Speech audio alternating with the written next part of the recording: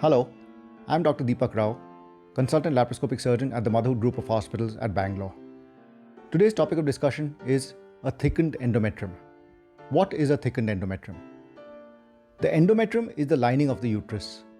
The uterus is made up of the myometrium, which is the muscle of the uterus, and the lining of the uterus, which is called the endometrium. The endometrium regenerates every month. After a patient gets her periods, a fresh endometrial lining is formed in preparation for a pregnancy. Now, if the patient does not get pregnant, this endometrium is shed after 28 to 30 days, and that appears as the next period. So the periods is not just blood being shed from the uterus, but also the lining of the uterus, which is extruded as small bits of tissue. Now, when this lining is thickened, we call it a thickened endometrium. What exactly is a thickened endometrium? How many millimeters must an endometrium be to be called a thickened endometrium? Well, that depends on various factors. The first thing is age. In a prepubertal girl, say below 13 or 14, the endometrial lining is very thin and maybe 1 or 2 millimeters, or may not even be visible on an ultrasound. In the reproductive age group, say from 13-14 till menopause, the thickness of the lining of the uterus is dependent on the time that the scan is taken in relation to the menstrual cycle of the patient. In the early menstrual cycle, normal endometrial thickness is 4 to 6 millimeters. In the mid-menstrual cycle, say from day 10 to day 11-12, it can go up to 8 to 12 millimeters. In the post-ovulatory phase, that is after ovulation, after day 14, day 15, the endometrial thickness can go up to 16 millimeters. The third age category for evaluating thickness of the endometrium is menopause.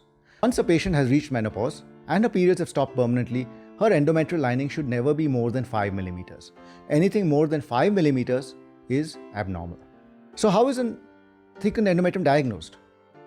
Most of the time, almost 90% of the time, a thickened endometrium is found on a scan when a patient is complaining to a gynecologist of heavy menstrual bleeding, heavy periods, or irregular periods, or continuous vaginal bleeding. So when an ultrasound is done, one can measure the actual thickness of the endometrium and correlate it to the age of the patient as well as the day of the menstrual cycle that the scan was done in.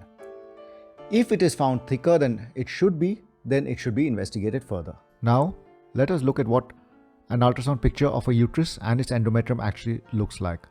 This is a transvaginal picture of a uterus showing a normal 4.7 mm endometrium. What is outlined in green is the body of the uterus, and what is marked out in red is the endometrial lining.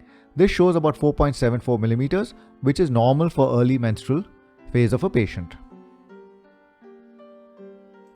This next picture is also a transvaginal ultrasound of a uterus, which is showing a mid-menstrual endometrial thickness of about 12 millimeters and is very clearly outlined in red. The third picture very clearly shows an endometrial polyp. An endometrial polyp is not always so clearly seen on an ultrasound. It may just show up as a thickened endometrium, and that is where a hysteroscopy actually comes in useful to make a diagnosis of an endometrial polyp. The last picture shows multiple cystic areas inside the endometrium. This is either an endometrial hyperplasia or possibly may even be an endometrial malignancy or a cancer. Most commonly, these patients are advised to undergo a DNC. A DNC is a dilatation and curettage. As I have said repeatedly in my other videos, a DNC alone is an outdated procedure because it will miss most of the pathologies. And the current gold standard for investigating a thickened endometrium is a hysteroscopy. A hysteroscopy is where we put a telescope inside the uterus and evaluate the endometrium or the cavity of the uterus under vision. When we find a thickened endometrium, we have various possibilities that we can diagnose on a hysteroscopy.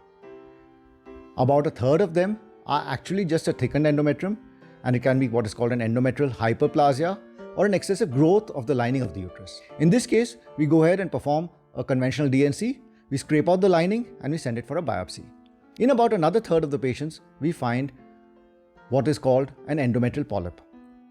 An endometrial polyp is a usually non-cancerous growth of the lining of the uterus, and it hangs like a grape inside the uterus.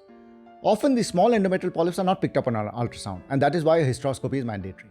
If on a hysteroscopy we find an endometrial polyp, we can excise it or cut it out at the same sitting.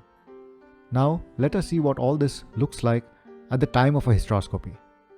This is a picture of a normal uterine cavity. It's smooth, it's clear, it doesn't show increased vascularity, and shows a normal, healthy appearance of the lining of the uterus.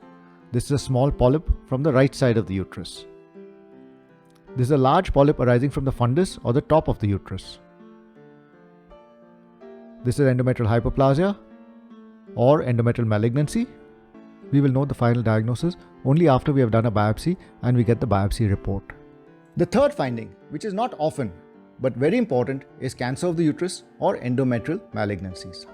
If we find an endometrial malignancy, this can also be evaluated on a hysteroscopy, and a biopsy can be taken from the worst affected areas to see what the extent of the malignancy or the cancer is. So, if you get an ultrasound report which says that you have a thickened endometrium, don't panic about it. Most of the time it is not cancerous and not something to worry about, but it certainly needs to be investigated by a hysteroscopy.